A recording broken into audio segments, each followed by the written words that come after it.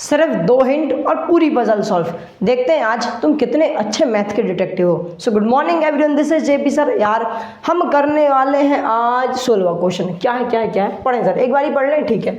Determine the AP whose third term is 16 and seventh term exceed sixth term by 12। मतलब क्या ध्यान से देखना। हमसे बोला गया एक ऐसी एपी बनाओ, एक ऐसी एपी निकाल के बताओ जिसकी थर्ड टर्म तो 16 है, ठीक है, और सेवन्थ टर्म उसकी सिक्स्थ टर्म को 12 से एक्सीड कर रही है। मतलब क्या, जो उसकी सेवन्थ टर्म होगी ना, वो उसकी सिक्स्थ टर्म से कितनी ज़्यादा होगी, 12 ज़्यादा होगी। कितनी ज़्यादा होगी, 12 ज़्यादा होगी। क्या बात क्लियर, ठीक है। इस तरीके के क्वेश्चन कैसे करते हैं, पहले भी करा है, अभी फटाफट से करते हैं। तो देखो सबसे पहले यहाँ थर्ड टर्म दिया, तो लिख देते हैं जरा अपन लोग जो कुछ दिया है, A3 बराबर 16, ओके, ठीक है। और क्या बोला गया, seventh term exceeds its sixth term, seventh term exceeds its sixth term, बिल्कुल सही बात। एक एग्जाम्पल बताता हूँ, जैसे कि लिखा है 2, मैंने बोला एक और वैल्यू है, मैंने बोला 2 है, और मैंने बोला एक और वैल्यू है जो 2 को 5 से एक्सीड कर रही है, जो 2 को 5 से एक्सीड कर रही है, तो वो वैल्यू क्या होगी भाई साहब, 2 + 5 हो जाएगी, बिल्कुल सही बात है।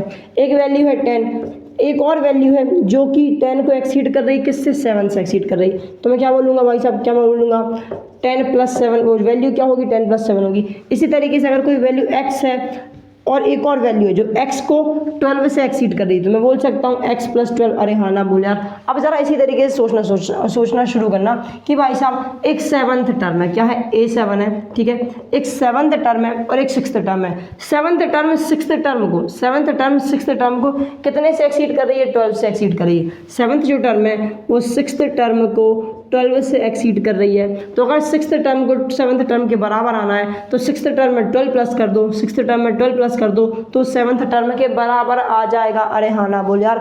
इसलिए मैंने A7 बराबर A6 + 12 लिखा, इसमें कोई दो राय वाली बात नहीं है। क्या कॉन्सेप्ट क्लियर हुआ, ठीक है। इतना कर दिया ना, अब सब कुछ आसान हो जाएगा। तो ज़रा ध्यान से देखो, इसको सॉल्व करेंगे, दोनों को सॉल्व करेंगे, अपने आप हमें हमारी AP मिलने लगेगी। तो पहले इसको सॉल्व करते हैं, ठीक है, ये हमारा बात का काम है। तो ध्यान से देखो, A7 कैसे मिलेगा भाई साहब, A + 7 - 1 × D, ठीक है भाई साहब, = A6 कैसे मिलेगा, A + 6 - 1 × D + 12, ओके।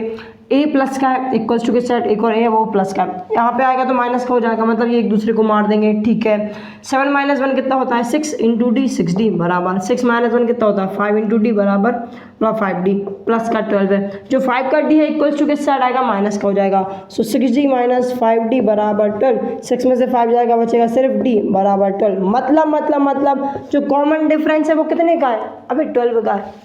बात समझ आई, कॉमन डिफरेंस कितने का है, 12 का। अगर कॉमन डिफरेंस मिल गया तो फर्स्ट टर्म और निकाल लो, फिर फर्स्ट टर्म और कॉमन डिफरेंस से AP बन जाएगी।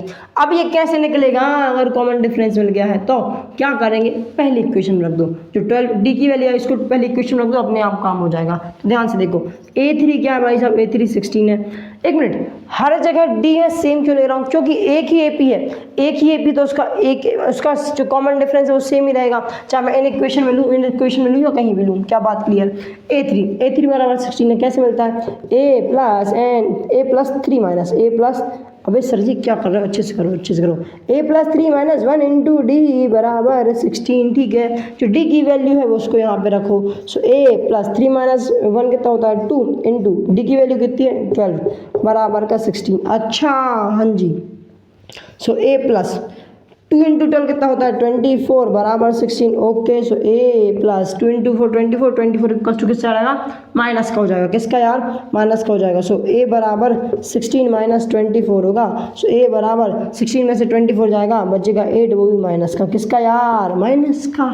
मतलब पहली टर्म, मतलब A की वैल्यू कितनी आ गई यार, -8, कितनी, -8। अच्छा तो पहली टर्म -8 होगी, हाँ जी पहली टर्म तो -8 होगी, ठीक है। तो लिख दो फटाफट से -8, मतलब A की वैल्यू -8, मतलब पहली टर्म। अब मैं डायरेक्ट AP बना दूँ, ठीक है, डायरेक्ट AP बनाते हैं।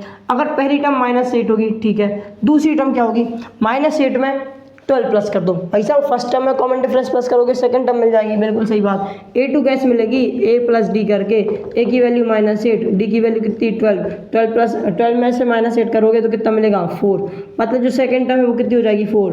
थर्ड टर्म कैसे मिलेगी, 4 में 12 प्लस कर दो मतलब 16, और देखो जरा थर्ड टर्म में 16 दी गई है। फोर्थ टर्म कैसे मिलेगी, 16 में 12 प्लस कर दो कितना हो जाएगा यार 28, और इस तरीके से मेरी AP बढ़ती जाएगी और बढ़ती जाएगी। और यही AP मुझे निकालने के लिए बोला गया था, जो कि मैंने निकाल दिया बड़े ही आसानी तरीके से। अरे हाँ ना बोल यार, बस इतना करना था, स्क्रीनशॉट ले लो। अगर क्वेश्चन समझ आ गया तो वीडियो को लाइक करो, चैनल सब्सक्राइब करो। हम तो मिलेंगे नेक्स्ट वीडियो में, तब तक के लिए bye bye and have a good day.